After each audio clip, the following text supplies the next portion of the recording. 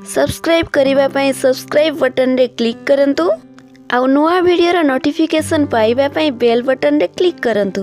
Hello friend नमस्कार जय जगन्नाथ केमती अछंती समस्ते मु सस्मिता स्वागत करूची हम चैनल को। चलंतु आज सहज उपाय रे सुजी उपमा को बनई नवा।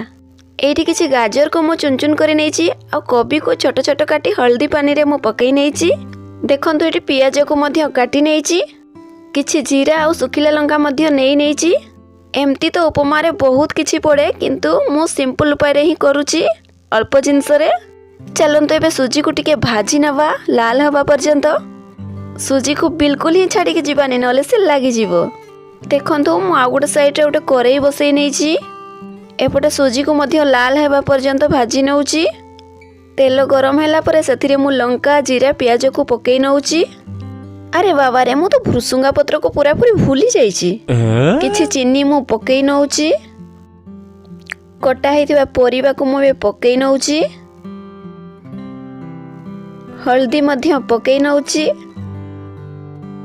स्वाद अनुसार लूण को मध्य पकई नबा। तापरे मुडी सब को मिक्स करी टिके घड़ई नेइतिली। सुजी को सेपटे मु बंद करी देइची। भजा को आमे बेसी समय भाजीबानी 50 की 60% भाजी नबा। चलंतु तापरे आवश्यक अनुसार मु पानी दउची।